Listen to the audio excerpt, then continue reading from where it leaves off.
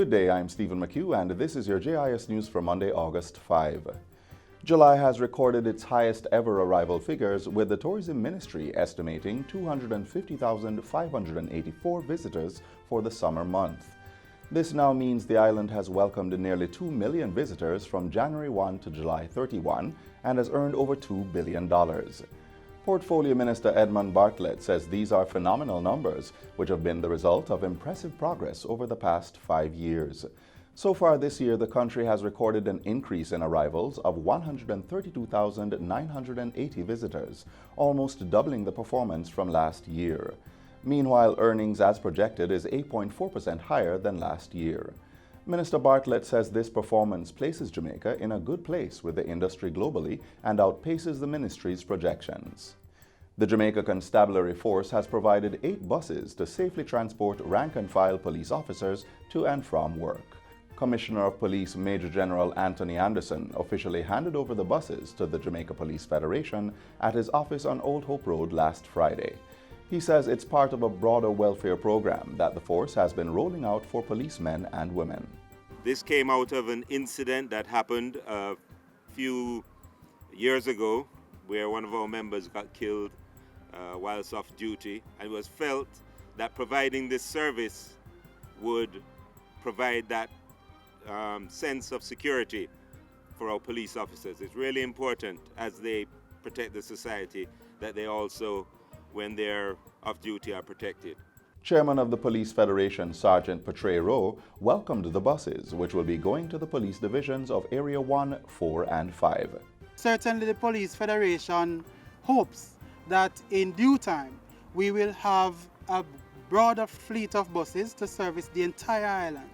But we must indicate that this is a good start. The fleet of buses will be managed by the Police Federation's Central Executive, which has established routes and developed standard operating procedures for the vehicles. National Security Minister Dr. Horace Chang has lauded the security forces for their interception of 2,700 pounds of cocaine southeast of Morant Point in St. Thomas last week. The drug has an estimated value of over $35.7 million or 4.9 billion Jamaican dollars. Dr. Chang says the transshipment is part of the guns and food for drug trades.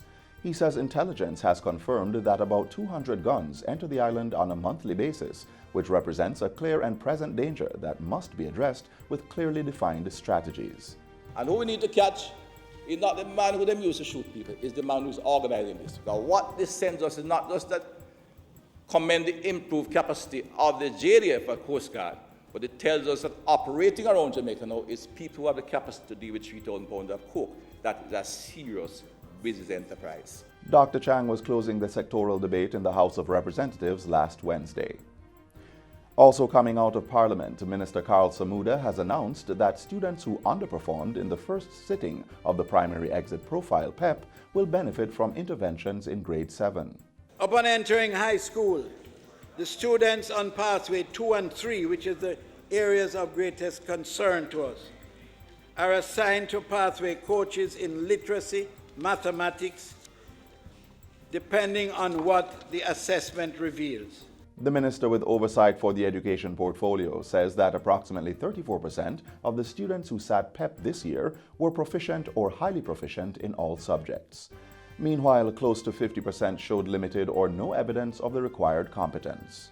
Students on pathway 3, which is the pathway that is in gravest need, will undergo psychoeducational assessments to determine their ability levels in various areas of cognition, as well as their achievement levels in all areas of literacy and numeracy.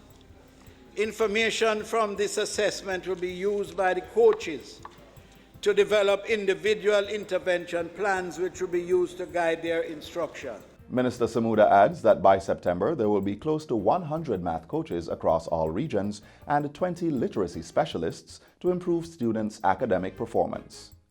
In the meantime, the Education Ministry has spent $817 million purchasing textbooks, electronic aids, and other supplies for grades 1 to 13 for the upcoming academic year. Distribution of the resources begins this month and will support the national standards curriculum and other curricula across the sector. And the inventory taken of books that were stored in storerooms across the country have been identified and reallocated so that it reduces the demand for books that we have had to buy. And finally, the Jamaica Fire Brigade, JFB, has received 33 computers from the Met Service to support the establishment of a bushfire warning index. The computers were bought at a cost of $4.18 million, with funding from the ACP EU Caribbean Development Bank's Natural Disaster Risk Management Program. The warning index will track, manage, and record bushfires and hopefully prevent the destruction of forests and farms across the country.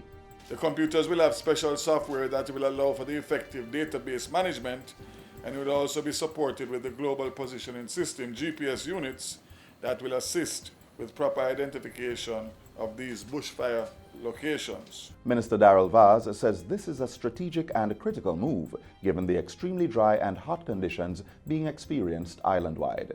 He points out that the Jamaica Fire Brigade recently released figures suggesting that, along with the high temperatures, this summer is also seeing a record number of bushfires. It is also being revealed that the parishes recording the majority of these bushfires are St. Anne, St. Mary, and St. Catherine, which happens to be the same parishes experiencing the most severe drought conditions at this time. Local Government and Community Development Minister Desmond McKenzie says focus will be placed on strengthening public education about bushfires as part of the natural disaster and emergency response mechanisms. And that's it for JIS News Today. I'm Stephen McHugh. Thanks for watching.